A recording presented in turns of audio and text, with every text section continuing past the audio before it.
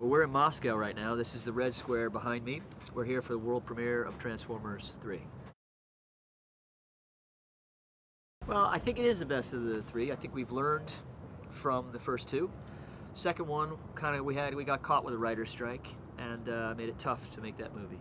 It was very successful around the world, but I always knew it was under the bar of what I wanted it to be. And this time we've assured, we worked our butts off to make this the best of the three.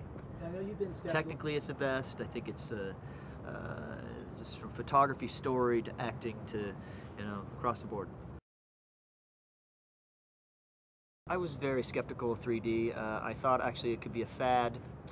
Jim Cameron invited me onto the Avatar set several times, and when I was trying to make my decision about this movie, Steven Spielberg says, "Michael, you should do this movie in 3D."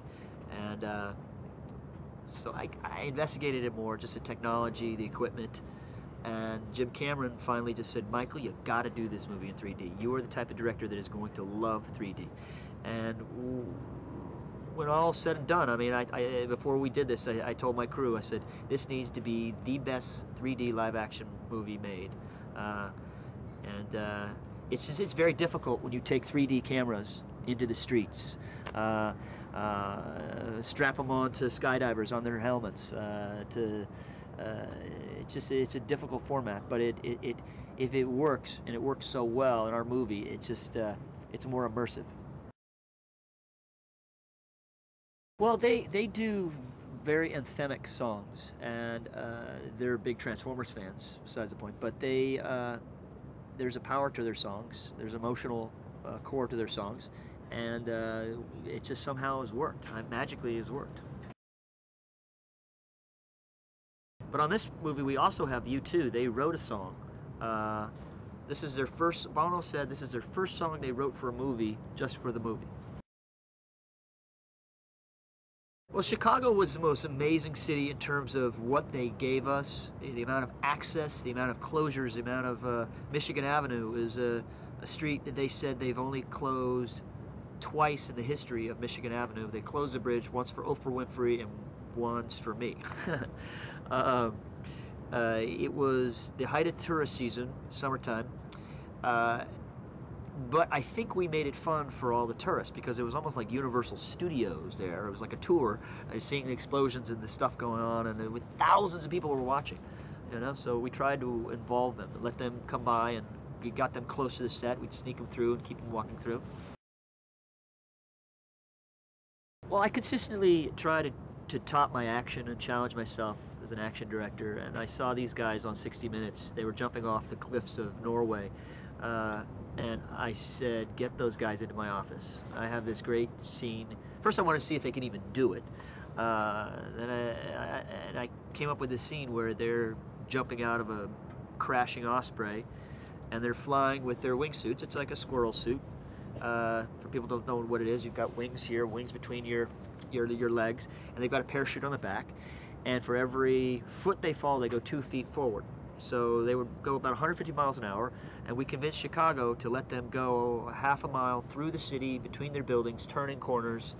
How they let us do it is, Well, you've got some, Leonard Nimoy voices Sentinel Prime, and he's a great addition to the movie. He gives great gravitas to the role. The Transformers in this movie, the fans have always wanted more backstory with the robot characters, and I think we really deliver on that promise. Shockwave is one of our big bad Decepticons. He travels on this gigantic 500-foot drilling device. I don't know where I came up with that, but that wasn't in Transformer lore. That just came out of my head. I work very closely with Aaron Kruger, and writers really have to allow me for my action in terms of I write my own action, and I basically go with imagery that I'm trying to once we know the geography, what we're trying to do for our end goal for the movie, that's how I construct that puzzle. And you can think of action scenes wherever, and for some reason I was doing stomach crunches, and that's when I thought of this building sequence. It just like 30 seconds of doing this thing, and I'm like, that's it. And that night I'm on my computer typing up the visuals, and then I start doing pre-visuals with little cartoons and to try to get a sense of this physics thing that I was trying to explain. It was a very complex sequence because we built a gimbal that was 120 feet long by 80 feet wide, and it had to take the entire crew and this massive structure up to 40 degrees. Furniture would tumble. It was quite an interesting set. Well, Rosie is she's a brand new discovery. I worked with her several years ago on a Victoria's Secret commercial. She just has a great spark. It's just wonderful to discover someone. I think it's wonderful to the audiences because it's like giving them a new discovery as well. She's very talented, and I think she's going to go very far. So in this movie, Sam's story is he buys his first car and he gets the girl. Second story is he now has the girl, but he's going to college to become a man, leaving the house, leaving his parents. Third movie, he's now out of college, going for that major seminal moment in every kid's life. What is their very first job? And he's a kid who really wants to matter, and it's got a lot of comment on the workforce today on how hard it is for kids to get jobs, and so that's why a lot of kids identify with it.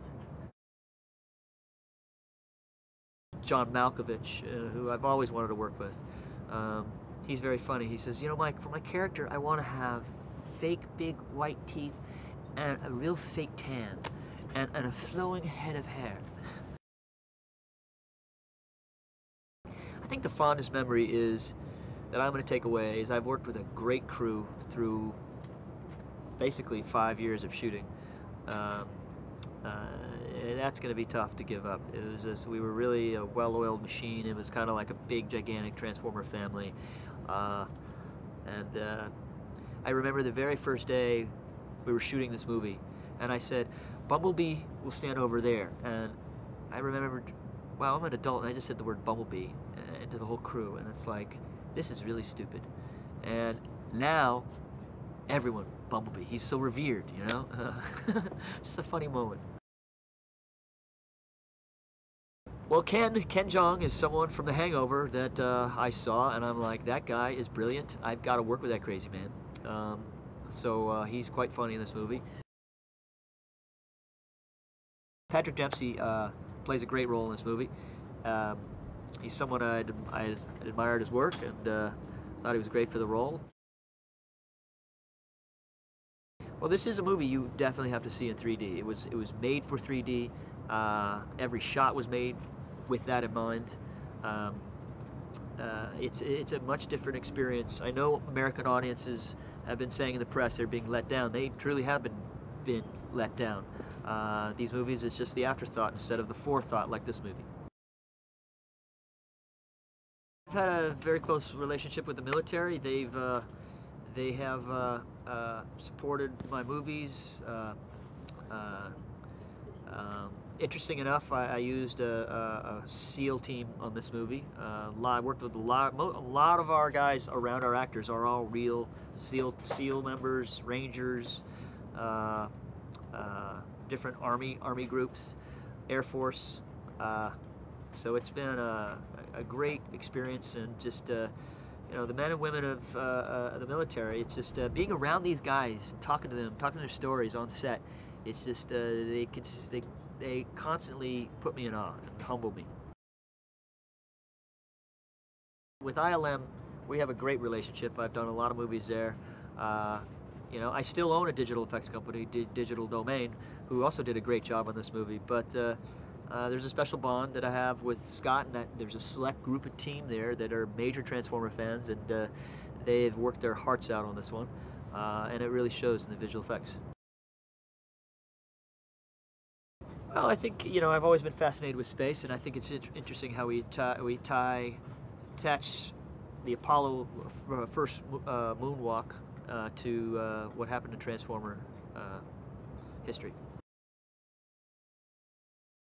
There's a shot in the movie where I consistently, with audiences, I see them burst into applause. And it was actually, believe it or not, before there was a script, it was the very first conceived shot in my head. This is what I want to see in this movie. And that's the true story. I literally had my previs animation guys, I said, animate a shot where Bumblebee's 60 miles an hour, spits him out because stuff is falling on a freeway right towards him, and he has to jump over it, knock some stuff down, grab Shia, flip him back in the car, and then keep driving. My favorite Transformer is Bumblebee. He is the uber sympathetic character in movies. And he's the most famous car in the world.